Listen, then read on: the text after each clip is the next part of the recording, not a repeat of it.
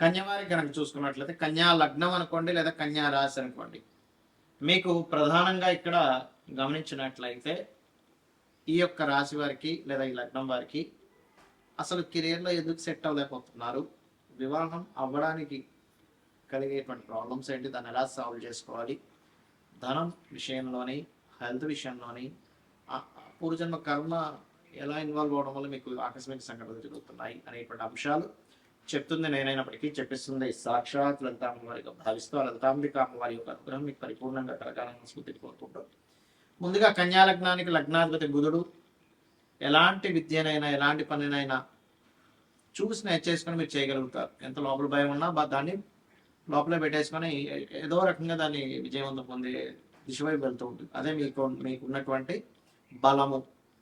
అయితే మీకు లగ్నాధిపతి దశమాధిపతి ఒక్కడే బుధుడే, అంటే కెరియర్ కారకుడు జీవకారకుడు ఒక్కడే అవుతున్నాడు. కాబట్టి బుధగ్రహం స్ట్రాంగ్ అవ్వాలంటే విష్ణు సహస్రనామాలు మీరు ఎంత వింటూ ఉంటే మీకు మీ కెరియర్ పరంగా అంత గ్రోత్ పెరుగుతూ ఉంటుంది. మరి అదేవిధంగా ధనాధిపతి శుక్రుడు అవుతున్నాడు కాబట్టి శుక్రగ్రహం స్ట్రాంగ్ అయితే మీకు ఫైనాన్షియల్ గ్రోత్ ఉంటుంది. కొంతమంది కెరియర్ ఉంటుంది కానీ ఫైనాన్స్ ఉండదు. దానికి అర్థం ఏంటంటే బుధుడు బాగున్నాడు కానీ శుక్రుడు బాగాలేడు అని అర్థం. శుక్రగ్రహం స్ట్రాంగ్ అవ్వాలి. స్ట్రాంగ్ అవ్వాలంటే ఏంటి, అది పాడైపోతే వజ్రం పెట్టుకోవడం కాదు, లలితా సహస్రనామాలు చేసుకోవడం, లేదా ఓం సంపత్కరి సమారూఢ సింధుర వ్రజ సేవితాయ మహామంత్రం చేసుకోవడం, లేదా ఓం ధర్మాధ్యక్ష ధనాధ్యక్ష ధనధాన్య విభక్తిని ఆహ్నా చేసుకోవడం. శుక్రుడు ఏ గ్రహాల ద్వారా పాపకత్తిలో ఉన్నాడో ఆ గ్రహాలు కూడా దానం ఇవ్వడం, పరిహారం చేసుకోవడం చేస్తూ ఉంటారు. తీపి పదార్థాలను గోవులు తినిపిస్తూ ఉంటారు. ఇక మీకు పంచమ షష్టమాధిపతి, ఇది ఎలా ఉంటుందంటే మిత్రులే కోసం శత్రువులు అయిపోతుంటారు శని కనుక పాడైతే. కాబట్టి ఈ రోగకారకుడు రుణరోగకారకుడు శత్రుకారకుడు ఉన్నందుకు శనికి వచ్చినందుకు కొంచెం లాంగ్ టర్మ్గా లోన్స్ ఉంటూ ఉంటాయి. వాటిని స్లోగా క్లియర్ చేసుకుంటూ ఉండాలి. ఓం అపర్ణాయన మహామంత్రం చేసుకుంటే ఖచ్చితంగా బాగుంటుంది. ఇక్కడ బాధకుడికి సప్తమ చతుర్థాధిపత్యం వచ్చింది అంటే మీరు కనుక ఏదైనా ఒక ప్రాపర్టీ తీసుకునేటప్పుడు సరిగ్గా తీసుకోకపోయినా అది క్లియర్గా మీకు వివాహం మీద కూడా ఎఫెక్ట్ చూపిస్తూ ఉంటుంది.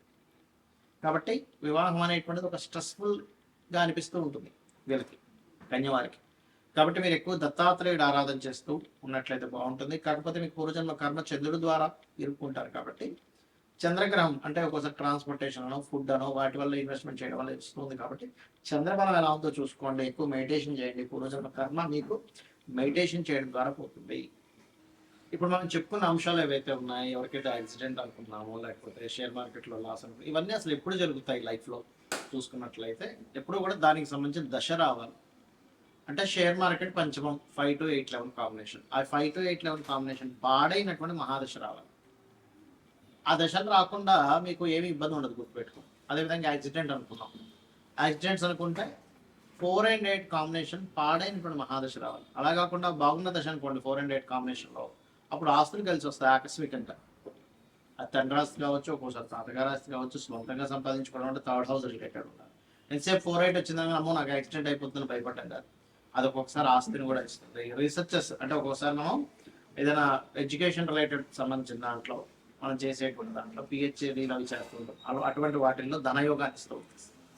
అదేవిధంగా వివాహం అవ్వట్లేదు, వివాహం అవ్వాలి అంటే సప్తమాన్ని యాక్టివ్ చేసే మహాదశ వస్తుందా లేదా, ఒక్కోసారి సప్తమాన్ని డీయాక్టివ్ చేసే మహాదశలు వస్తుంటాయి, అంటే 6వ అధిపతి మహాదశ. ఓకే, అదేవిధంగా 12వ అధిపతి మహాదశ, లేకపోతే 9వ అధిపతి మహాదశలు, ఇవన్నీ కూడా సప్తమాన్ని డీయాక్టివేట్ చేస్తూ ఉంటాయి. అప్పుడు అది ఏమవుతుంటుంది, మనం ఎంత ప్రయత్నం చేస్తున్నా అది ముందుకు కదలదు. అప్పుడు ఓకే ఈ గ్రహాల వల్ల వస్తుంది కాబట్టి ఈ గ్రహాలకి దానం, ఒక్కొక్క గ్రహానికి పర్టికులర్గా మనకి శాస్త్రాల్లో ఒక దానం చెప్తారు. ఇప్పుడు రవి పాడయ్యాడు, గోధుమలు దానంగా ఇస్తూ ఉండాలి. ఆదివారం నాడు ఆరెంజ్ కలర్ వస్త్రంతో సహా కేజీంపావు, ఏ దానమైనా కేజీంపావు పెట్టుకోండి. చంద్రుడు అనుకోండి బియ్యము తెలుపు రంగు వస్త్రం, blouse piece, okay blouse piece లేదా షర్ట్ పీస్ ఇస్తారు, ప్యాంట్ పీస్ ఇస్తారు, మీ ఇష్టం. కుజుడు అనుకోండి కందులు రెడ్ కలర్ క్లాత్, బుధుడు అనుకోండి పెసలు గ్రీన్ కలర్ క్లాత్. ఒకవేళ గురువు పాడయ్యాడు మీ జన్మజాతకంలో, ఆ గురువే మీకు అక్కడ మహాదశనాథుడయ్యాడు, అంతర్దశనాథుడయ్యాడు, ఒక్కోసారి మీ యొక్క విషయాన్ని అపురూపంలోకో లేకపోతే వివాహం వెనక్కి వెళ్ళే విషయంలోనో సంపాదన సరిగ్గా లేని విషయానికో అది కనెక్ట్ అయింది. అప్పుడు శనగలు దానంగా ఇవ్వాలి ఎల్లో కలర్ క్లాత్. శుక్రుడు పాడయ్యాడు అనుకోండి ఉదాహరణకు మీ జన్మజాతకంలో, బొబ్బర్లు తెలుపు రంగు వస్త్రము దానంగా ఇవ్వాలి, గుర్తుపెట్టుకోండి. శని అనుకోండి నువ్వులు and blue colour cloth, Rahu అయితే మినుములు సిమెంట్ కలర్ క్లాత్, కేతు అయితే ఉలవలు మల్టీ కలర్ క్లాత్. అయితే ఎప్పుడు కూడా చాలా మంది దానం ఇచ్చేటువంటి విషయాల్లో కూడా ఏమంటే మేము ఆలయానికి వెళ్ళి అక్కడ ఒక మూలను పెట్టేసి వెళ్ళిపోతాము అంటుంటారు. అలా మీరు కనుక మూలను పెట్టేసి వెళ్ళిపోతే అది దానం కిందకి రావు. మీరు మీ అకౌంట్లో ధనం పడాలనుకోండి ఏం చేస్తారు, మీరు చక్కగా బ్యాంక్కి వెళ్ళి డబ్బులు తీసుకెళ్ళి లేకపోతే చెక్ తీసుకెళ్ళి మీ అకౌంట్ నెంబర్ ఏంటి, మీ పేరు ఏంటి, ఏ ఏ బ్యాంకులో వాళ్ళకి వేయాలి ఈ అకౌంట్, లేదా మీ అకౌంట్లో వేయాలి అనేటువంటి అనేకమైనటువంటి విషయాలు మీరు వాళ్ళకి చెప్పి వాళ్ళ దగ్గర ఒక స్టాంప్ వేయించుకొని రసీదు తీసుకొని వస్తారు. అంటే ఏంటి, మీరు పర్టికులర్గా మీ గోత్రము నామము ఏ పర్పస్ అనేటువంటిది కూడా దానం ఇచ్చేటువంటి ఎవరికైతే ఇస్తున్నారో వాళ్ళకి మీరు చెప్పాలి. అప్పుడే అది వాళ్ళ సంకల్పం చదువుకుంటారు, ఆ దానానికి వాల్యూ ఉంటుంది. సరే గోవులు మనకి దానం ఇవ్వడానికి సరైన పర్సన్స్ దొరకట్లేదు, గోవులు తినిపించవచ్చా? ఖచ్చితంగా తినిపించవచ్చు. అయితే నువ్వులు తినిపించకూడదు, అది ఏదైనా ప్రెగ్నెన్సీతో ఉందంటే అది మళ్ళీ మిస్క్యారేజ్ అవుతుంది, అది మళ్ళీ పాపం పుణ్యం కాస్తుంది. రవికి సంబంధించిన వాటిలో గోధుమ రవ్వ తినిపించవచ్చు, చేతుడైతే బియ్యం పిండి తినిపించవచ్చు, కుజుడైతే క్యారెట్స్ తినిపించవచ్చు, గురువు అయితే అరటికాయలు తినిపించవచ్చు, బుధుడైతే ఆకుకూరలు తినిపించవచ్చు. అందులో గోంగూర తినిపిస్తే గోవుకి చాలా చక్కటి స్ట్రెంత్ వస్తుంది. శుక్రుడైతే తీపి చపాతీలు తినిపించవచ్చు, శని అయితే బెల్లం తినిపించవచ్చు, రాహు అయితే అదే బెల్లము ఉండలు 4 చేసి తినిపించవచ్చు, కేతు అయితే గ్రాసులు తినిపించవచ్చు. ఈ రకంగా ఒక్కొక్క గ్రహాన్ని బట్టి మనం వెంటనే ఈ ధాన్యాలు తీసుకుని దాన్ని తినిపించడం కాదు. అదేవిధంగా ఎప్పుడు కూడా గుర్తుపెట్టుకోండి, చాలా మంది వాళ్ళ లైఫ్లో ఏదైనా ఇన్సిడెంట్స్ నెగిటివ్గా వెళ్తున్నాయంటే వెంటనే వాళ్ళు చూసుకునేది ఏంటంటే ఏలినాడ్స్ అని, అర్ధాష్టమిస్ అని, అష్టమిస్ అని. దీనివల్ల మొత్తం లైఫ్ పాడైపోతుంది అనుకుంటారు. అసలు అది కానే కాదు. అది కేవలం మీకు స్లో మందుడు అంటారు జ్యోతిషాస్త్రం. శనిచ్చర, శని అంటే అర్థం ఏంటంటే స్లో మూమెంట్.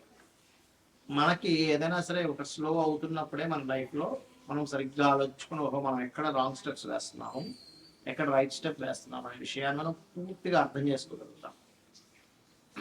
అలాగే మరొక విషయం ఏంటంటే ఇక్కడ గమనించినట్లయితే ఈ యొక్క కాలసర్ప యోగాలు కూడా మీ జాతకంలో నేను ఇప్పటికీ చాలాసార్లు ఎక్స్ప్లెయిన్ చేశాను. 180 మంది దేశ నాయకుల మంది కాలసర్ప దోషము, మరి వాళ్ళందరూ ప్రెసిడెంట్లు ఎందుకే ఒక్కసారి ఆలోచించండి.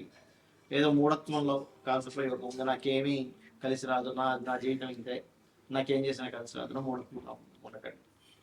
జ్యోతిష్ శాస్త్రం అంటే మనకి వెలుగునిచ్చేది, అసలు మీకు రూట్ ఎటుందని చెప్పేది. అంతేగా నీకు ఎందుకు పనికిరావు, నువ్వు ఎందుకు పనికిరావు అని చెప్పడానికి జ్యోతిష్ శాస్త్రం అవసరం లేదు, గుర్తుపెట్టుకో.